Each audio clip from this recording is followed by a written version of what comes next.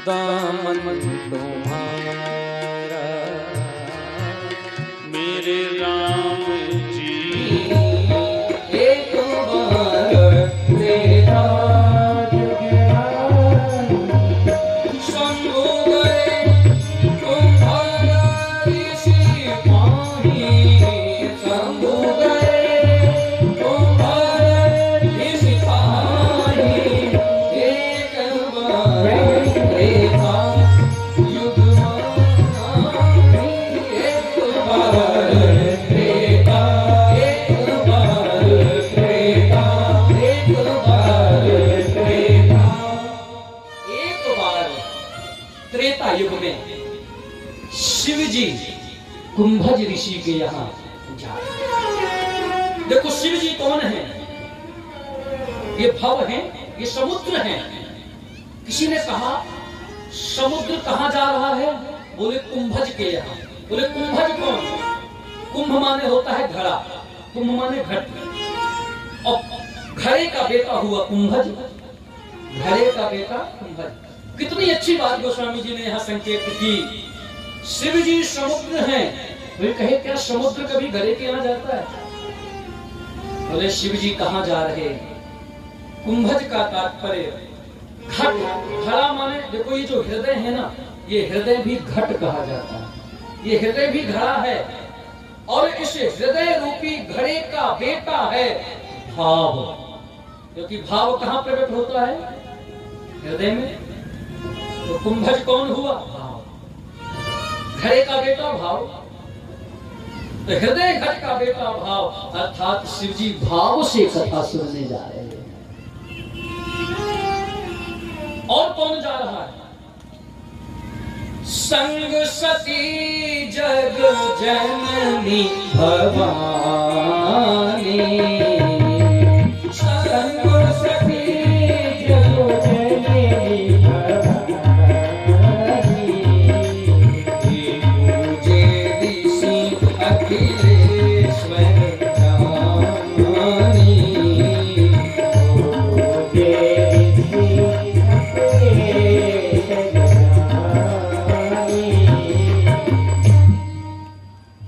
शिव जी।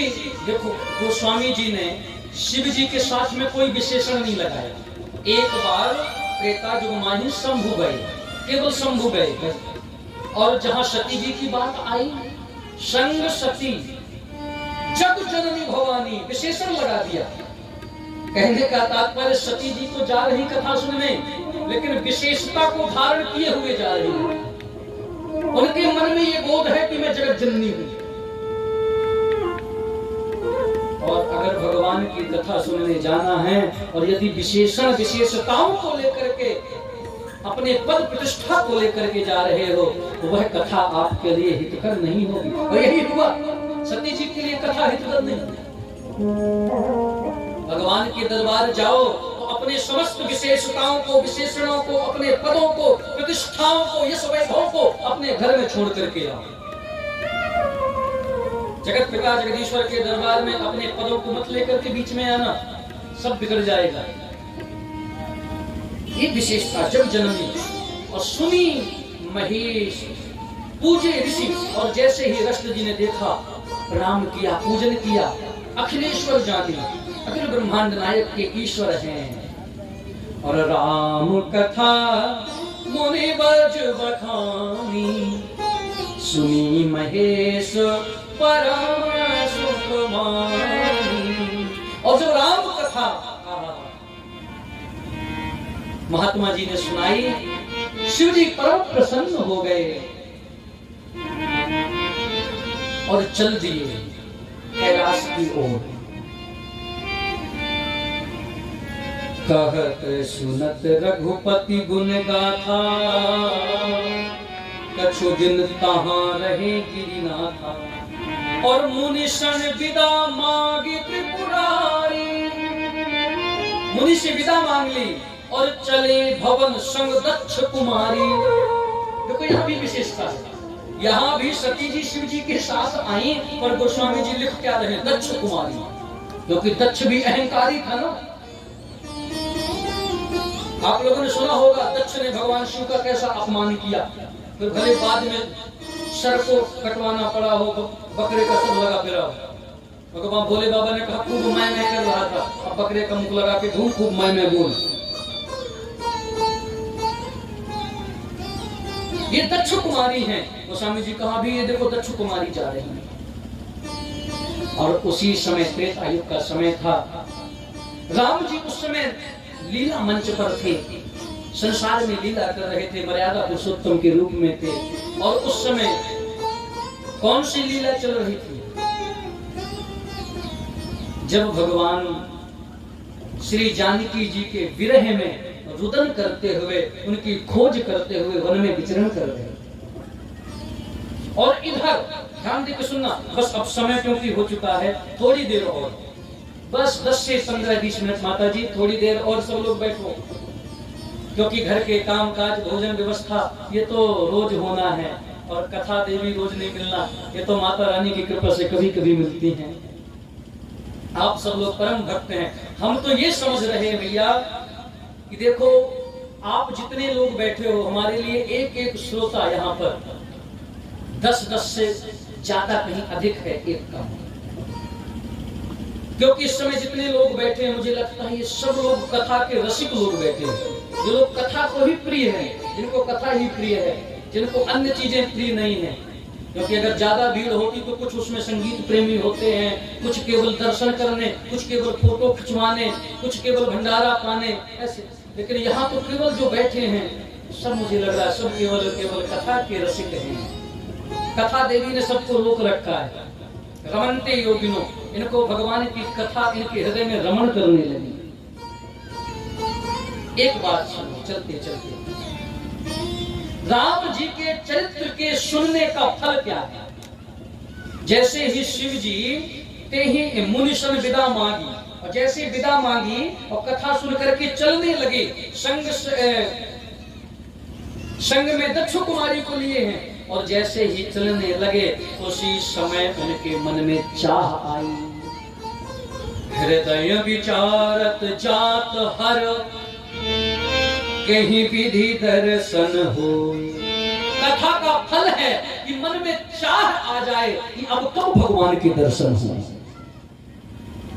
कथा सुनने के बाद भी मन में भगवान को प्राप्त करने की चाह नहीं जग रही, उत्कंठा नहीं प्राप्त जग रही, लौकिकता नहीं जग रही, तो समझ लेना अभी कथा तुमने सुनी नहीं। कथा सुनने का फल है जिज्ञासा, जीवस्य तत्व जिज्ञासा। वेदों में आया, उपनिषदों में आया, जीव की, बस इस बात को सुनकर के मैं कथा को विराम नहीं दूंगा। जीव की सहज में जिज्ञासा होनी चाहिए। किसके लिए?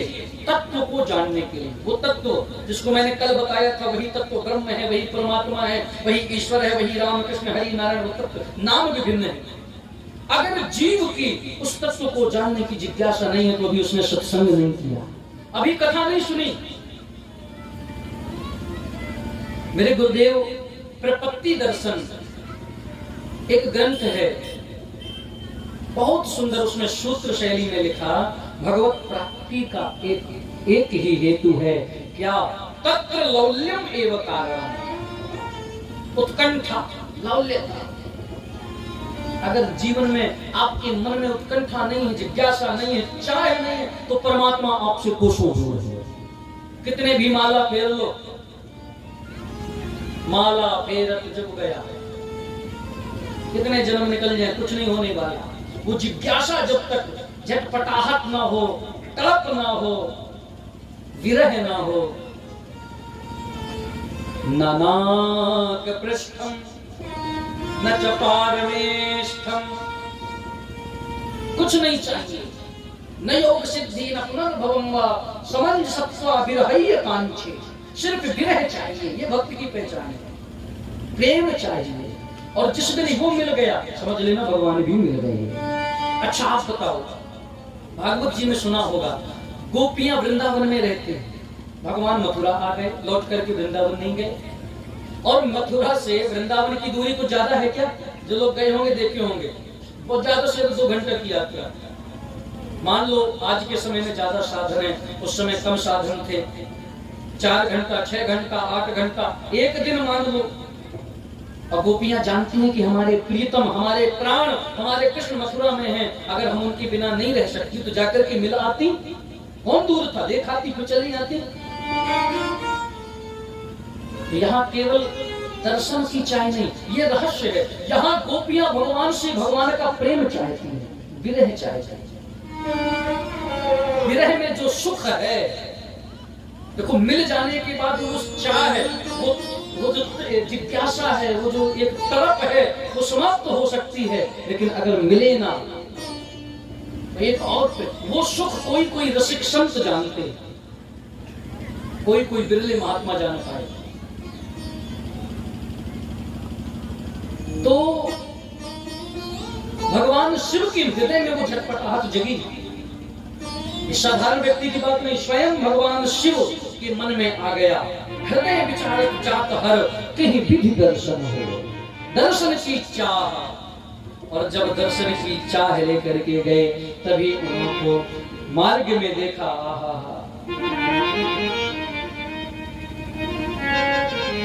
भरी लोचन छवि सिंधु निहारी। राम जी को देखा। राम जी विरह विकल नर इव रघुराई, खोजत विपिन फिरत दो भाई। दोनों भाई राम और लक्ष्मण जी सीता जी की खोज में जंगल में भटक रहे हैं। हे खगमृग हे मधुकर श्रेणी, तुम देखी सीता मृग नैनी। लेकिन शिव जी ने जैसे देखा तो देख करके लोचन भर गए, नेत्र में अश्रु आ गए। भरी लोचन छवि सिंधु निहारी, भरी लोचन छवि सिंधु निहारी।